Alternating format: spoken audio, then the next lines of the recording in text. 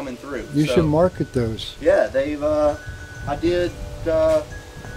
I use these for probably 1,500 miles, and they're still going strong. So they're great to wear around camp, wear in the showers and stuff at hostels or wherever you're staying at. So think about that instead of the Crocs. Now when you get, if you're doing something like the PCT, the AT, whatever, you're going to have to carry extra water. On the AT, you're going to have to carry extra water to camp some nights. You'd want to carry some type of plastic bladder like this. Platypus makes them, Nalgene makes them, but they weigh nothing there. On the PCT, sometimes you have to carry 4 liters, 5 liters of water. Some people even carry more. Which is good for how many days? 5 liters of water is good for like 1 day. Yeah, so there's some 25-mile stretches out there with no water, but it's nothing really that big of a deal. Easier walking out there than on the AT, so it sounds a lot crazier than it really is. The walking is easier on the PCT? The walking is easier. Less climbing? Less climbing, the grades are a lot flatter, you can cover a lot more miles in a day. So, and then you get down to the pack itself. Actually, is there anything else in here? Just the pack cover. Okay. And and the water. How you treat your water? Water. Okay. Normally, it should be in the other pocket. Aquamarine. Okay. All right. Yeah. Normally, I recommend Aquamira to people for their water treatment. If I did treat my water, this is what I would use.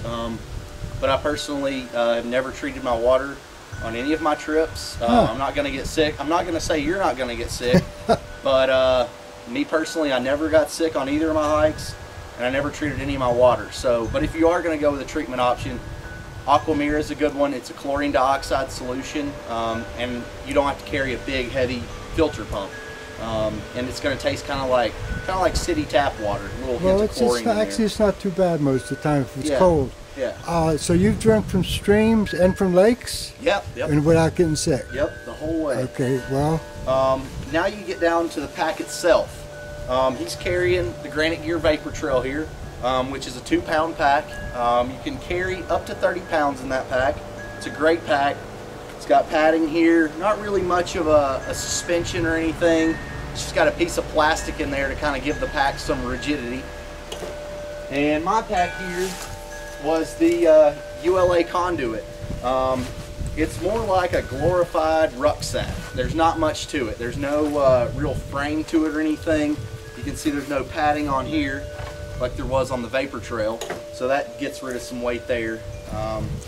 This pack will carry, I've carried 26 pounds in it, and that was carrying like 6 days of food through the Sierras.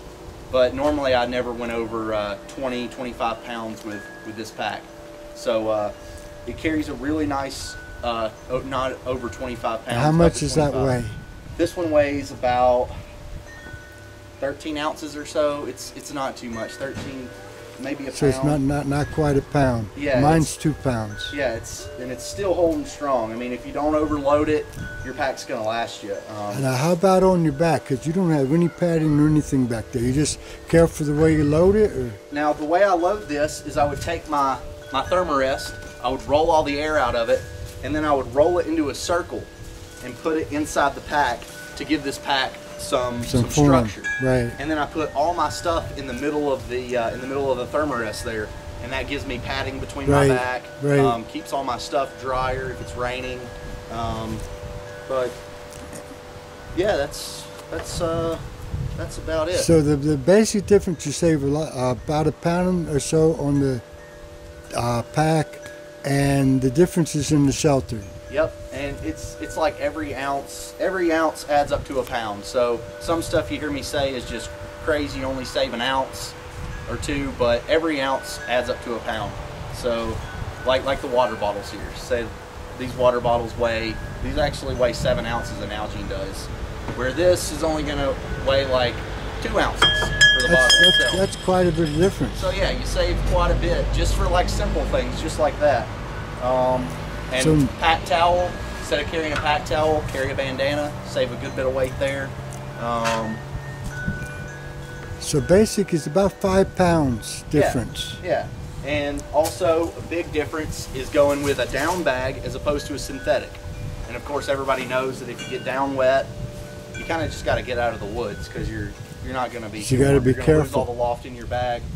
So one good benefit to having a synthetic bag, especially on the AT, is that if you get it wet, you don't really have to get out of the woods. So that's kind of nice on the AT because it does rain a lot more on the Appalachian Trail than it does on the Pacific Crest Trail. Rains a lot more.